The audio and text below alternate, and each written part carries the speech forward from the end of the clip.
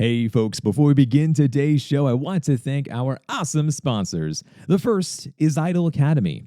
Idle is the first and only authorized vocational school for instructional design and online learning. It includes a comprehensive hands-on curriculum with certifications, credentials, expert coaches, mentors, a community of practice, paid experience opportunities, industry-preferred software access, live events, and ongoing updates. Your entire instructional design career is neatly packaged behind a single login. Check out all the details at www.idlecourses.com/academy, and you can use my code Luke for $88 off the yearly membership. And folks, one more announcement. The next cohort, the 6th cohort of Instructional Design Institute, is going to be kicking off again on Monday, October 28th. If you have not heard about this yet before, this is our program to cover the fundamentals of instructional design. We cover different types of topics such as andragogy, analysis, backward design, universal design for learning, generative AI, have to cover that nowadays, as well as evaluation methods and creating different types of portfolios. We go through things every single week with live sessions. You'll be getting my feedback every single week on your assignments with lots of hands-on activities where you are going to be learning about essentially everything when it comes to being able to design a type of a meaningful, relevant, and interesting form of learning experience. If this is something that you want to be able to take part in for joining other different types of learning nerds such as yourself, well then, hey, you should apply to the next cohort. Go down below inside of the show notes. Can't wait to see you there. Okay, let's bring on the introduction music and let's start the show. Hello, learning nerds, and welcome on in to the nerdiest podcast you're going to hear today. I'm your host. My name is Dr. Luke Hobson. I'm an assistant director of instructional design, a lecturer, author, blogger, and podcaster. And my purpose is to be able to help you learn more about instructional design and to guide you along your own type of instructional design journey. Whether you are a newbie or a veteran, all are welcomed on into the show. And of course, you can find all the resources that I have for you over at drlukehobson.com. Over the years, I've created quite a bit of content to help aspiring instructional designers transition into the field and to learn more about the fundamentals of designing learning experiences. However, I have not forgotten about my veteran learning nerds, and I can hear some of you now saying, but Luke, but what about me? What about the content that's made for me? What if I've been in the role for years and I'm ready to take that next step to become a senior instructional designer, an instructional design lead, an assistant director, a director, or some kind of similar title? Well, my friend, this episode is for you because I have been there. And today's episode is all around how to get your next promotion. Now, first thing is first. Let me mention the obvious statement, which I feel like I don't need to say, but I'm going to say it just in case, is that what you are about to hear today on this episode, it is advice. I cannot guarantee that all of these tips I'm going to be sharing with you today are going to work well for you because I don't know your work history. I don't know your organization. I don't know about all the behind the scenes that happens at your company. At the end of the day, this is all friendly advice that I hope is going to help out. And in my opinion, if you can successfully apply at least one of the tips I'm going to share, I really do think it's going to put you in a better spot for a promotion based on my own experiences and how I have received a few promotions over the years. So now, with all that out of the way, here are my top 10 tips to consider for landing your next promotion. Tip number 1 is to learn the promotion process within your organization. This tip is number 1 for a reason. Every organization operates differently. You very well could have a structure in place for how to get promoted, and it's crystal clear. For those of you who have levels within your organization, like becoming an instructional designer level 1 or 2 or 3 or something similar like that, Usually, it is explicitly clear what each level means and how to be able to get to each of these different types of stages.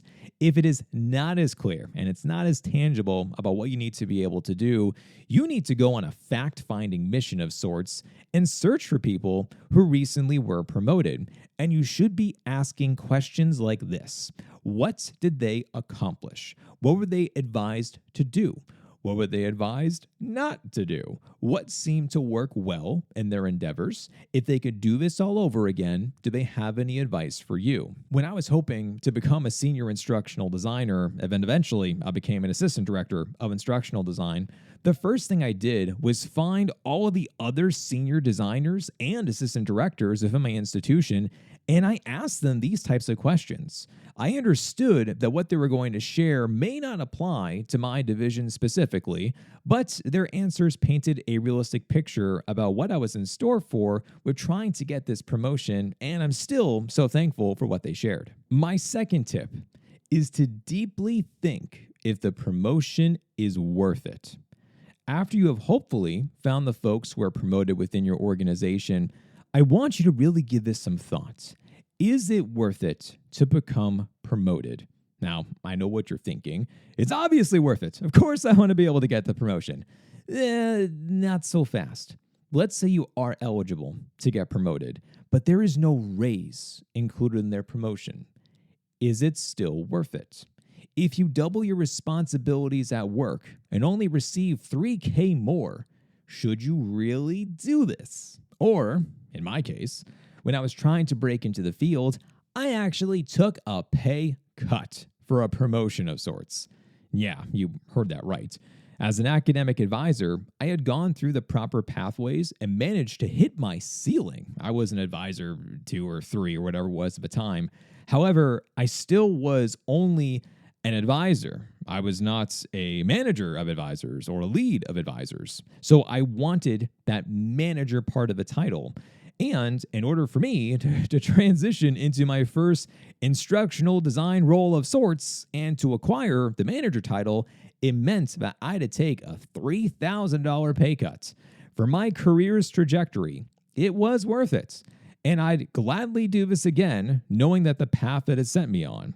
Of course, at the time, I was, let's say, not thrilled by any of this. Really couldn't figure out how they couldn't make it work, but, whatever, things happen for a reason, and in the long run, things did work out, and of course, now you're listening to me share this story, so maybe it was a lesson for all of us that hopefully it's going to be able to help you out. But with all of that said, please consider everything that I just said around, does this make sense for you to be able to go for a promotion if you're having these different types of questions? And of course, does it make sense for you at this time? There is nothing to say that you can't try again in the future. It all depends. So just give this really some thought. My third tip is to acknowledge that promotions take time. In some companies, people get promoted all the time, and it feels lightning fast. Have I ever experienced this myself? No. Actually, what's the opposite of lightning fast? Darkness? Slow? Perhaps? Maybe? I don't know. Anyway, higher education does not move quickly. And since that's where I have always been employed, I knew that any form of promotion was just going to take quite a bit of time. How long, you might be asking? Well, it can be months. This, once again, all comes down to your organization, what the budget looks like, where you are within the fiscal year, what plans your senior level leadership have, and things of this nature. Once again, some folks receive promotions at a much faster rate, especially if they have been laying the groundwork for a promotion for a long time. It all depends where you work, but if you are in higher ed like me, I would say expect roughly 3 to 6 months. Tip number 4 is make the desire known to your manager. Don't just assume that your manager is fighting for you to get a promotion. I have met many instructional designers over the years who are perfectly happy just being instructional designers. They had no desire to get promoted or lead a team or anything else. They love design and they just wanted to stay within the design space. With that said, your manager could be making this assumption that you are perfectly happy within your role, and if it's not broke, don't fix it. So, for every promotion I've received, I was vocal and I brought up this idea in my one on one with my manager or during a performance evaluation.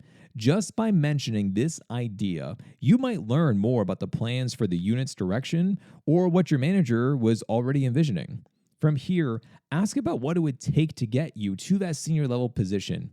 Is there anything that immediately comes to mind for your manager? Can you take something off of their plate? That one is huge. This has been a technique that I have found that works incredibly well. If you can take something that they are currently doing that's weighing down a ton of their time and you solve that problem, that is a really, really good sign. So have the conversation, listen, and take notes. My fifth tip is to map it out.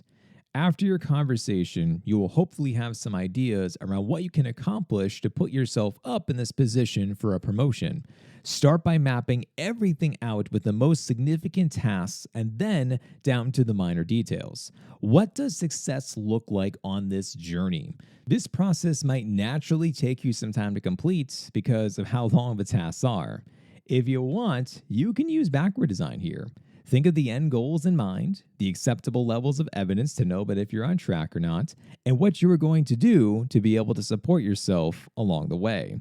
You can then outline these steps in detail and mark them off one by one as you complete them. The sixth step, that's hard to say, the sixth step is to take the initiative. You were probably thinking that this was going to be number one, right? Well, I feel like this is kind of the obvious answer for getting a promotion is that you need to step up. You need to be able to raise the bar.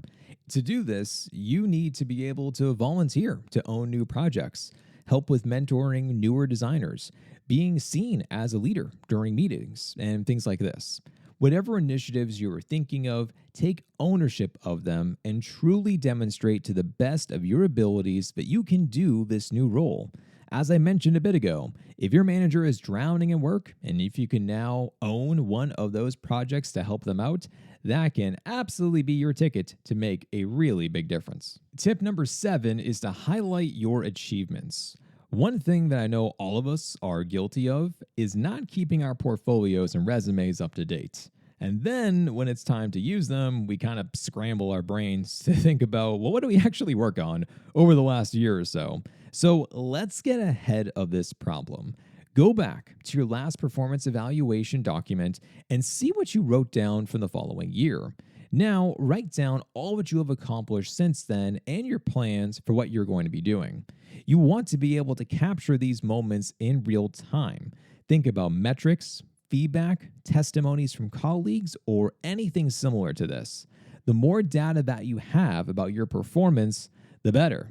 And remember, your manager has to make the case that you deserve a promotion.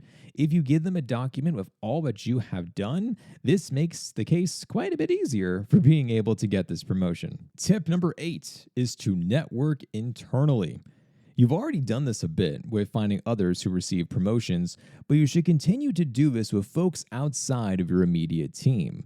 Imagine this. Your boss is wanting to put you up for a promotion and mentions your name in a room full of other senior level leaders. Would they know you by name? The hopeful answer is yes, and they already know what you have accomplished, and what you have done transcends your direct team members into other types of units and divisions. Even if they don't know about your day in and day out responsibilities, having their support will only help your cause. This certainly comes down to how your organization operates, by the way, but having other people in your corner doesn't hurt. My 9th tip for you is to find a mentor. Is there anyone within your organization who you could turn to for guidance? Some organizations have buddy systems designed to do exactly this, where a greener manager is paired up with a veteran. You might be able to sign up for this kind of program and have the guesswork done for you. If not, no worries at all. This doesn't have to be anything formal. All you need to do is find a person who is 1 or 2 steps ahead of you and ask if you could chat with them every month or so. As a first-time manager, this was so helpful for me to bounce ideas off of others and see how they would respond. What would they do if they were in my shoes? I was thrown a few curveballs as a first-time manager, and I, to be honest, had no clue how to respond to some of these questions and comments because no one had ever asked them of me before, because once again, first-time manager. So being able to pick the brain of a more seasoned manager provided that insight that I was really hoping for. And my final tip is to be able to create the job you want. It's entirely possible that you will be the first senior instructional designer on the team, or there hasn't been one in quite some time, so things are a bit outdated. If that's the case, you may have a chance at writing your own job description. Trust me, I know. I have now done it 3 times. It keeps happening for some reason. So it could very well happen to you. So research senior instructional design roles at similar organizations and see what they are asking for underneath the job descriptions. They can give you a few ideas on where your expertise really is going to fit in and shine. You can also use this research, by the way, as a talking point for making your case for your promotion. I also wouldn't limit the search to senior instructional design titles only, but looking at assistant director, associate director, director, and things of that sort. Titles can mean wildly different things at other organizations. You may find that what you are currently doing is already the equivalent of a senior instructional designer for another institution. So make sure that you find the appropriate responsibilities and then use that to be able to help you with maybe writing your own job description. Well, my friends, those are the top 10 tips that I have for you to be able to help you for getting your next promotion. What do you think? I hope these tips help out. I was trying to be able to think about all the different things that I have done, and hopefully some of these different pieces of advice are things you can actually do today to be able to really make an impact in your career. Also, go into the comment section for me on LinkedIn and tell me about what has worked for you for being able to get a promotion. The more stories that we can share, the better, the more that's going to help out our community and help all of us really to be able to grow in our field. If you liked this podcast episode, by the way, I learned something new. The Apple Podcasts change how you subscribe to podcasts. I was not aware. You now need to be able to click on the follow button on Apple Podcasts to make sure that you are subscribed to the show. And that way, you're always going to be able to get the latest episodes immediately delivered into the app. Of course, if you listen on Spotify or YouTube, all is well over there too. You can be sure to follow along and subscribe to the show. And speaking of subscribing, be sure to leave a review of the show. I know a lot of you reach out and saying very positive things, which I super appreciate. The more that you leave reviews for the show, it really, really does help out this podcast to be able to grow. So as always, I thank you for all of your kind words and reviews. And once again, a reminder, if you want to be able to take a class with me to learn more about instructional design, the next cohort for Instructional Design Institute kicks off on Monday, October 28th. Go down below inside of the show notes to be able to apply today. And that, everybody, that is all I have for you. Stay nerdy out there, and I'll talk to you next time.